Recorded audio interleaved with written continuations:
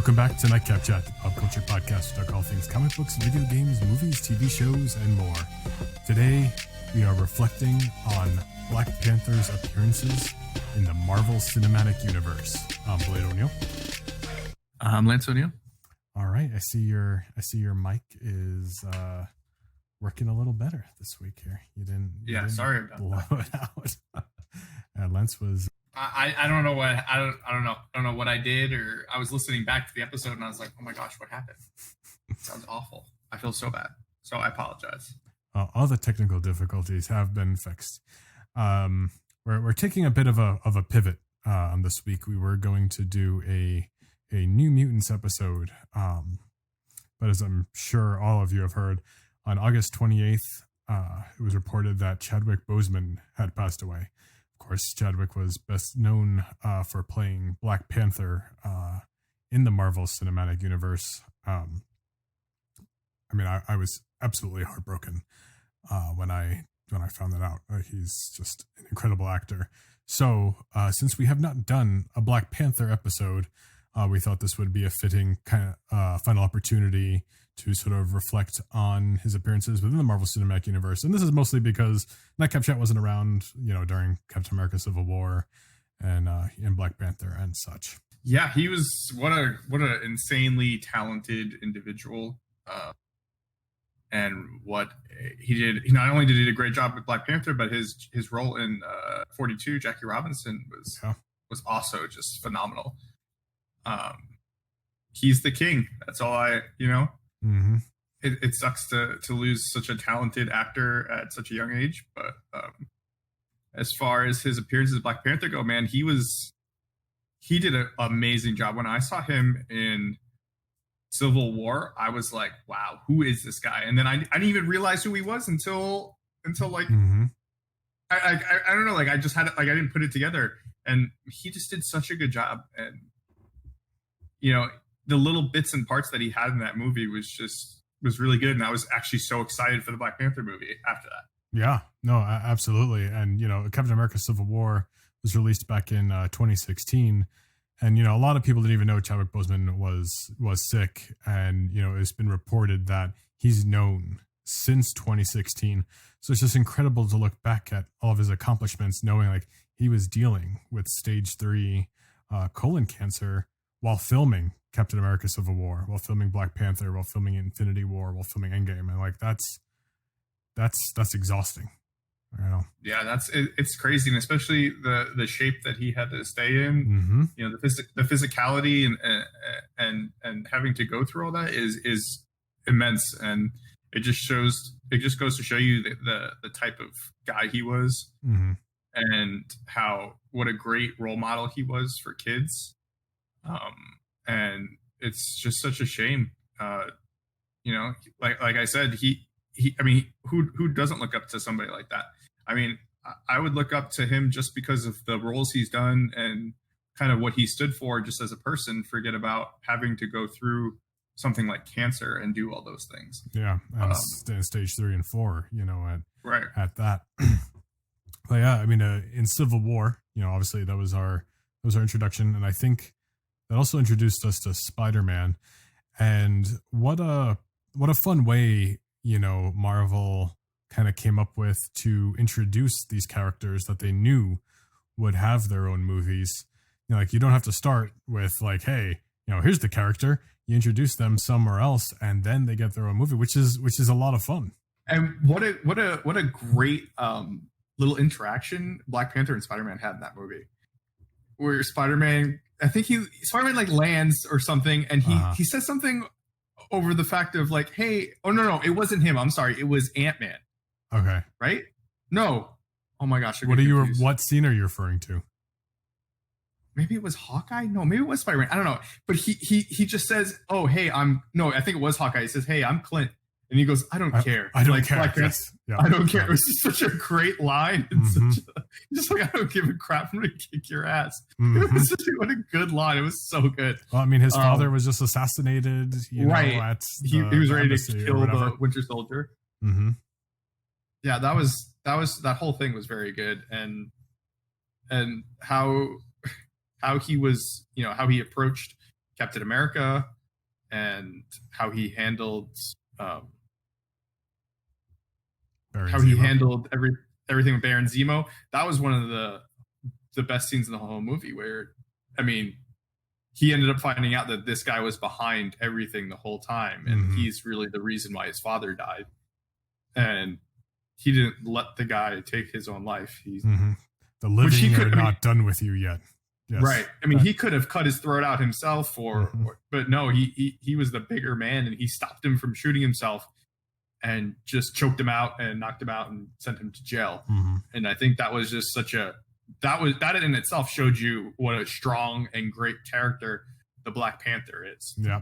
And who T'Challa was, as a man. And, it was cool to kind of, not that the assassination of his father is like his origin per se, but it was like kind of that his, origin, they stuck it in there, at the assassination at the embassy. So it's just, I don't know, it's kind of a fun bit of, storytelling, like working it into, the ongoing story of the Marvel Cinematic Universe. But you're absolutely right, and I'm glad you brought it up, because that's exactly what I was going to say about his last scene with Zemo. Like it's the best part of the movie.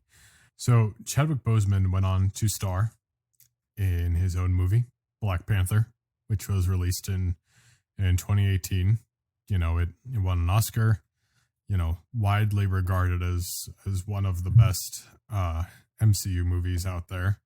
And it was very well done. Made a ton of money at the box office. And I feel like, to Marvel, they weren't sure how it was going to be received, because, his character is not Spider-Man, or at least he wasn't, as popular as a character like Spider-Man before, but incredibly well received. And I mean, really, it was Chadwick's movie. Like he made it. I liked the character before. Black Panther's cool. How can you not like Black Panther? I loved Black Panther, and I know you. I mean, this. I don't know how many times I've always argued. I'm like, I would love to have like my kid to have at least a middle name of T'Challa, because I just love the name. Yeah. And I think Black Panther is one of the coolest characters. I mean, for those of you listening, you guys obviously can't see us, but sitting right next to me is the first appearance of Black Panther. I have it sitting right here, and he's just such a great character. I mean, it's just, he's so cool and strong, and he's a king too. You know, I think that's one of the coolest parts. Yeah, not many kings. And there's something about the aesthetic, like they're a tribe, in Wakanda, and that you don't necessarily expect to have like the super advanced technology, right. but they do. So it's really a fun little twist, something a little, perhaps unexpected, and they did a great job, portraying that in the movie as well. The whole cast was great.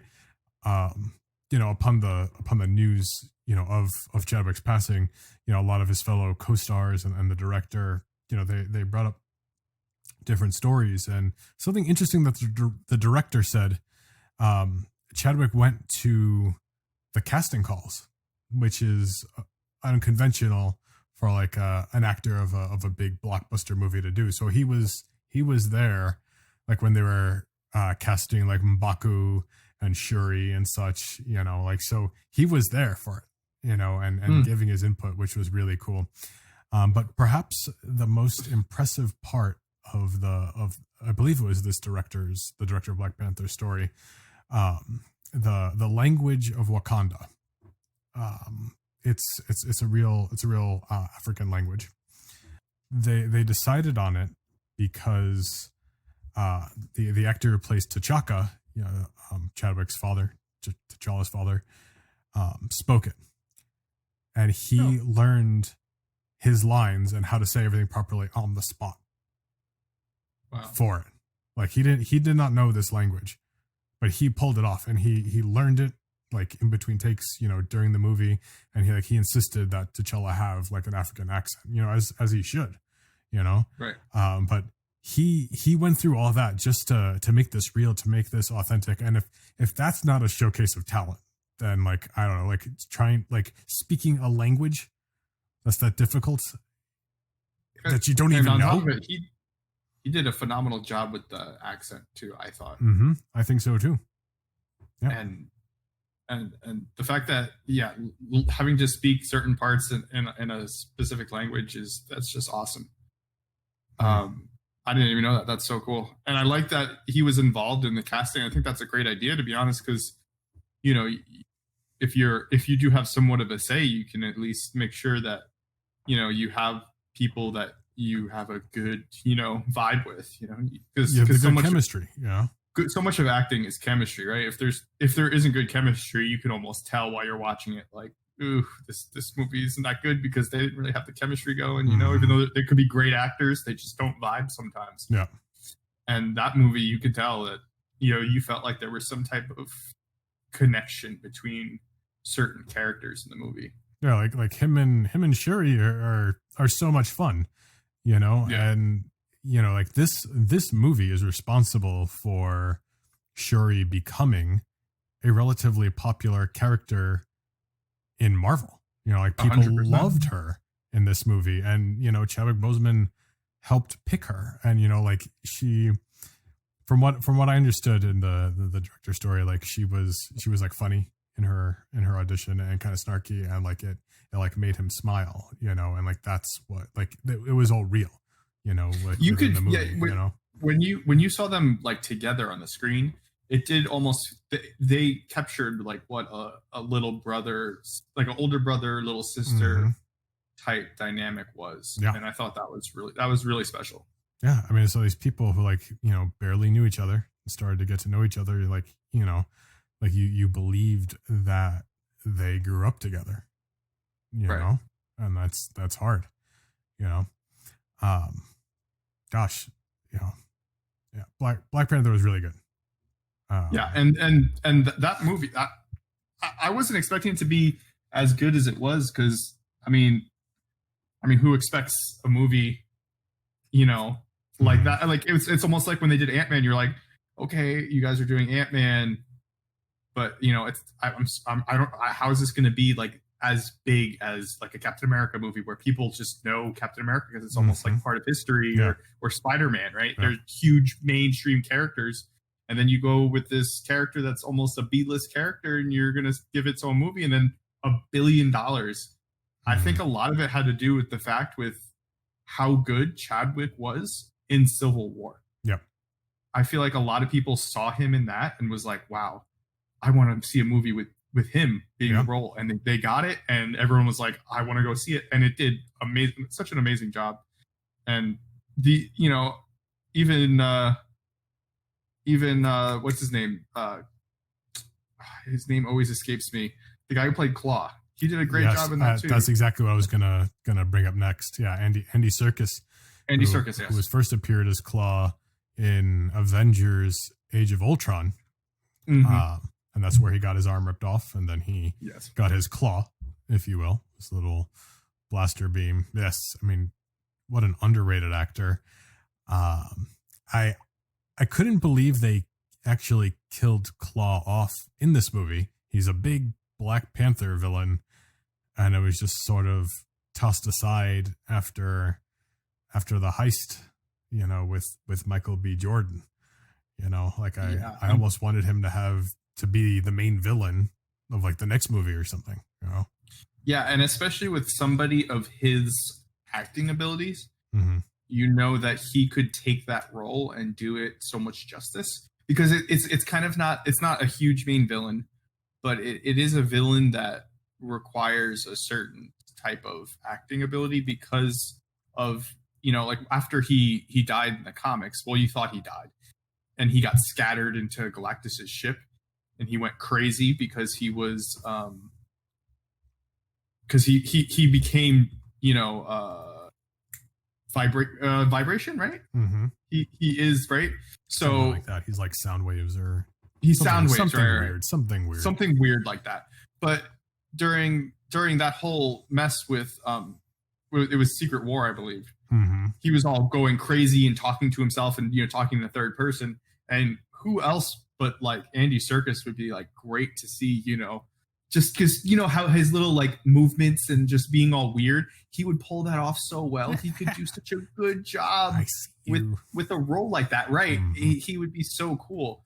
So I feel like they definitely shot themselves in the foot. No like pun intended or anything, but I mean, maybe they do bring him back and say, oh, he died, but like whatever. But it seems like his character is just kind of gone. But yeah, he got. That was the one thing about the movie that was like, oh, what a shame. It was super annoying, and I don't know if his Funko Pop was popular or is worth anything now, but like I got it because he did such a good job, and the Pop had a similar haircut and beard as me. I mean, that might have played a factor. And I thought it was kind of interesting, the whole thing with is it M'Baku? I don't want to say his name wrong. Mm-hmm. Because he's supposed to be like a major villain. Yeah. Am I correct? Yeah. And he has yet to be kind of used for that role. He was almost like they didn't really kind of get along, but they kind of did. And then, I don't know. I feel like that as of right now, it just seemed like that they weren't going to go that route where they're going to like go against each other. Mm-hmm. I could be wrong, but it almost seems like they weren't sure where to go with that. So I could be wrong.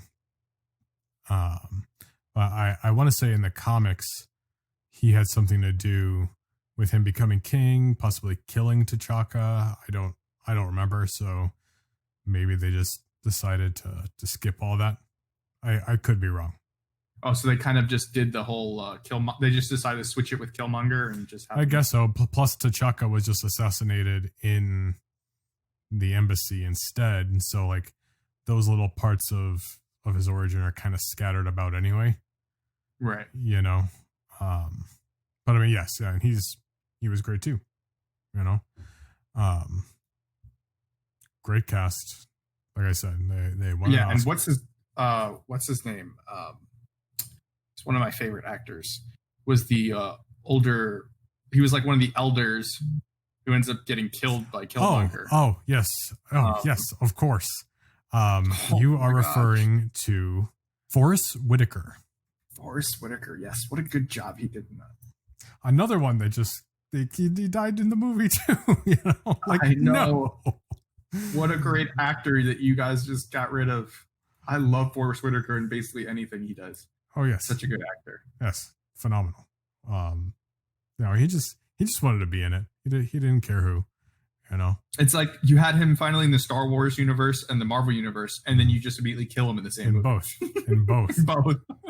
Yep. Though, you can always do prequel stuff with his character, and as Forrest Whitaker's character in Rogue One was really cool because there was a much younger version of him first in Clone Wars. So that character was created for Clone Wars, and he brought that character into the big screen, which was, I believe that's the first time that happened in Star Wars. So that's really neat. 2018, same year as Black Panther. So months later, Black Panther is a success. Made over $1 billion at the box office. Avengers Infinity War. And if you read the comics, you kind of know where Infinity War is going, but you don't know to what extent they're going to be doing, any of this. But it even came down to like the big final battle in Infinity War is in Wakanda. Which is awesome. Yeah. And, all the Wakandan soldiers and stuff are there, backing everyone up. He got Captain America his shield, as they give this man a shield. Yes. An iconic moment. He was they were fixing Winter Soldier, in the background. Give this man tiger. The white tiger, the white. Yeah, is that what it was? The white. Yeah, he called him the White Tiger. Yeah. Yeah. He said the White Tiger has rested long enough. Get this man an arm. Thor shows up. He's got a new hammer. Get this man a hammer. You know. A lot of people got a lot of new things. I didn't think about that. Only this reminds me of that meme. You know, get this man a shield. Oh my gosh! This man an and arm. then Spider-Man, it was get this guy a suit. They gave him. He got the Spider-Man got the outer space, but not suit, from right? but not from Wakanda. That was from Tony. But you know, Wakanda was the last stand. You know, Thor shows up, and Thanos, he reverses time to repair the Mind Stone, where he rips it out of Vision's head, and to the shock of the general audience, Winter Soldier, I think, is the first to go. But then they cut to T'Challa. Up, General. This is no place to die. And he dissolves. After his hit movie, they killed off Black Panther. Which, of course, if you read the comics, you were pretty confident that this was all going to be undone. But even reading the comics, it was still shocking every time somebody dusted. Yes. I think one of the biggest things, and it's funny because like you know, in order for him to have gotten one of the stones is when Black Widow died, right? Mm-hmm. Right. Wait. What do you? You talking about? You talking about? I'm talking about Endgame. Yeah. Never mind. Yeah. I'm getting confused. Sorry. I'll back it up one more movie. When they started killing people off, it was weird who they selected because it was so much of, okay, we know Winter Soldier is probably, because there was like rumors of Captain America's not going to be around anymore. You know, Winter Soldier finally is fixed, and he, you know, hopefully doesn't have his head messed up, so he might take over the mantle for Captain America, right? That's what we're all thinking. And he dies. And you're like, okay. And then Black Panther, we're so excited. They're probably going to do Black Panther 2 and 3. They had this whole storyline set up. The battles even took place in Wakanda. That's been leading up for 20 years of movies. We have to be staying in Wakanda for a while. Yep. No, Black Panther's dead. It's like, what is going on? Then they kill Groot, who's like literally probably one of the most beloved characters in the MCU. Has a ton of merchandise. You just sold Baby Groot pops. There's probably 30 Baby Groot pops at least. Groot dissolves. Star-Lord dissolves. And then Drax dissolves. You killed Gamora. You finally, after years of fighting, you finally have the rights to have Spider-Man in something, and you just dissolve him.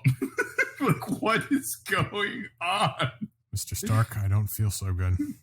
That part literally made me cry in the movie theater. I'm just throwing that out there. I literally felt so bad. Like, he did such a good job in that scene with like grabbing onto Tony and being like, I don't feel good. Like I felt like I was like, I couldn't deal with it. Like, I felt like I was there and he was actually dying. Yeah. It was so upsetting for me. And then when he died, I was like, oh my gosh, this is insane. What an insane movie. And it also shows you the fact that they did that movie in Wakanda, like the huge battles and you know, the last stand was going to be in Wakanda. They almost took, you know, like a gamble on that Black Panther movie, saying, like, you know, we're gonna have Infinity War in Wakanda. So like, if that movie didn't do well, and let's just say people skipped it for whatever reason, people would get into that movie and be like, what is this? Where did all this come from? There's this civilization that has a huge shield around it, and like, but no, it did almost just as well as Infinity War, so everyone knew what was going on, which is crazy. It is crazy. And man, when all those people died, I remember so many people in the movie theater, they were so pissed. They're like, what now? They just killed everybody. What's going to happen now? I'm just like, oh, these poor people they have no idea. And as a comic fan, you know, you know about the snap, and you're anticipating the snap, and you're wondering, like, they got to do the snap, but what's going to happen? So really, there's a roller coaster, and Thanos has the last stone. And Thor is coming at him with Stormbreaker, and he's trying to stop it. And I'm thinking, like, no, like he's got to stop Stormbreaker. But Stormbreaker breaks through and slams him in the chest. So at first, as a comic book fan, you're like, oh heck no. Like he's not about to stop Thanos right here. Like we didn't just do all this build up to not do the snap, and we know there's Infinity War 2. Like what kind of nonsense is this? Right. And he's sitting there, he's got this thing impaled in his chest. And then, Thor says something, and Thanos, you should have gone for the head. And then he snaps. And then you're like, oh my gosh, is the movie about to end? But the movie keeps going. Then people start dusting, and people are dusting that you're not expecting to. Because, like, you know who died in the comic books, and, like, that's not who died within the movies. I mean, especially with Gamora already being dead at this point, like, comic book fans were really confused as to who is going to survive this. So it truly was a roller coaster ending. Yeah, it was insane. And it was, I mean, I got chills when the snap happened. Like, I remember just being like, oh my gosh, like, we saw it, like, and they filmed it not for nothing. They filmed it great. Like, how they panned over to the hand and just snapping. I think I was sitting next to you. I think right after the snap, we looked at each other. Yeah. Because we knew, like, this is about to happen. Everyone is going to die. And by the way, Thor's line was, "I told you you'd pay for that." Okay. Because that's when he killed Hemdall in the beginning of the movie. Mm-hmm. He said, "You'll pay for that." Not Loki? No. Okay. I don't think so. No. Because then they covered his mouth, and then Loki tried assassinating Thanos afterwards. Yep, you're absolutely right. 1 year later, we had to wait to see how this all got resolved in Avengers Endgame. Of course, we knew this was somehow going to be fixed. I mean, you know our thoughts on Endgame. And if not, you can go look to our last previous episodes, and I'm sure we have an Endgame recap. Yep, that was close to one of our first, or no. Anyway, whatever. It wasn't our first. One of our first, I think, was Infinity War. It was one of our first episodes, right? You're right. I'm just getting confused. Anyway, it's okay. It's been a long couple of years. It's yes, it has. Endgame was a fun, end to these three sagas or phases of movies. When everyone gets unsnapped and everyone comes in for that final battle, for another final battle, the Avengers, if you will, were high in numbers because of Wakanda. Again, there were hundreds or thousands of Wakandan soldiers showing up to make the final stand against Thanos, and everyone was so excited to see everyone back. And I can't believe we haven't mentioned Doctor Strange getting snapped, because he also had one movie and he also got dissolved after handing over the time stones. So, just all these unbelievable characters here. And, that was one that was particularly surprising, because Doctor Strange, was part of the Infinity Gauntlet stuff, within the comics. But, Wakanda helped, lead this charge against Thanos. Avengers assemble. There wasn't a lot of it, but, that was 4 movies of Chadwick Boseman as Black Panther. Yeah, and that moment where he steps through the portal with everyone, and they all start chanting. What a great moment that was. Captain America's looking around, like, finally we got backup, because it was rough. It was looking rough for them. Him, Thor, and Iron Man were just getting, they were dealing it, but they were also getting their butt whooped. And then everyone comes back, and what a great battle. The battle scene was amazing. And Black Panther was one of the characters I was really glad held the Infinity Gauntlet during the, I don't know what to even call it, the passing of the football there. Yeah. Because there's I haven't read the specific comics where he has controlled the Infinity Gauntlet, but he's a character who has held it. So I just wanted him to at least hold it. Yeah, it was very cool. Mm-hmm. And then Spider-Man holding it for a little bit there, Mhm. and having to turn on kill mode to save his own life, Yep. which was a really cool part of the movie. It was just like stabbing everyone in the face. It was so cool. So, Endgame, though, as short of a role as he had in that, there was a bit of a close, and he went home to his family.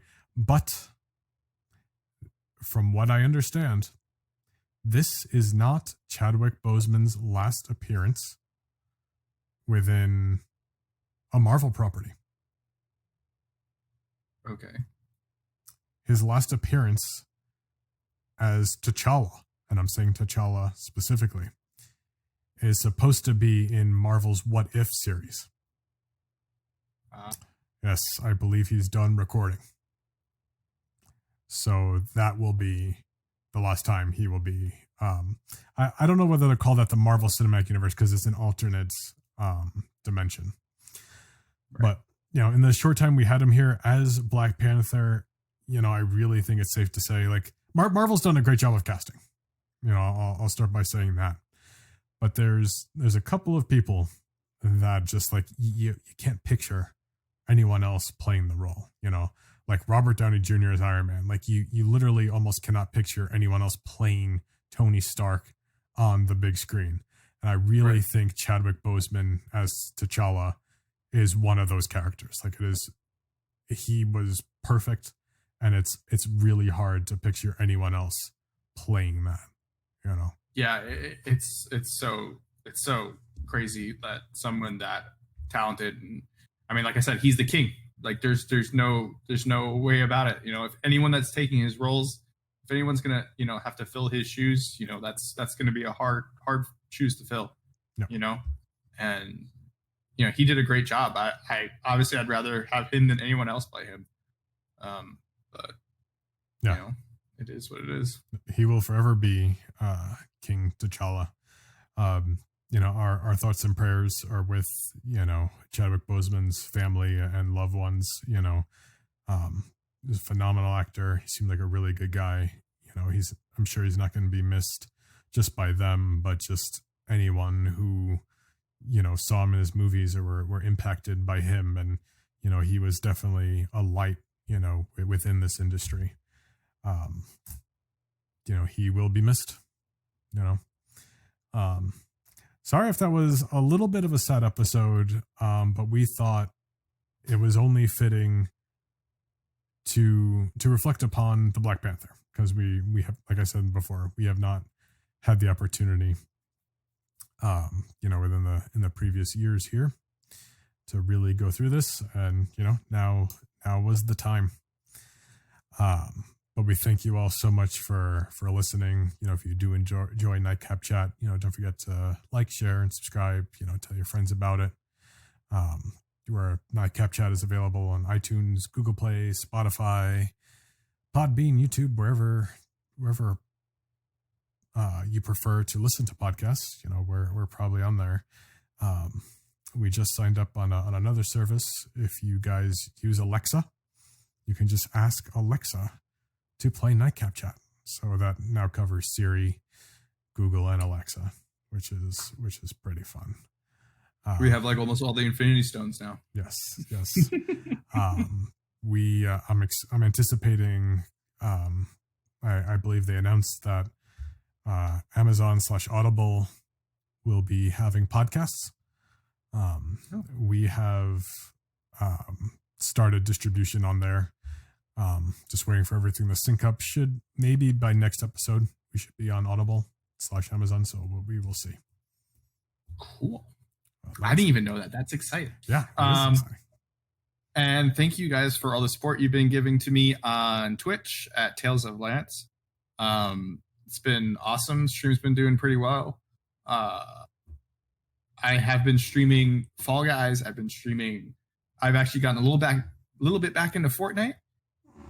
But the only reason is because they're doing their partnership with Marvel, and we talked about it in previous episodes, and it's crazy. They keep updating new parts of the map. So if you guys are interested in seeing me fly around as Silver Surfer playing Fortnite, come check it out at twitch.tv/Tales of Lance, and on Instagram and Twitter at Tales of Lance. Thank you all for listening, and we will catch you all next week. a good week.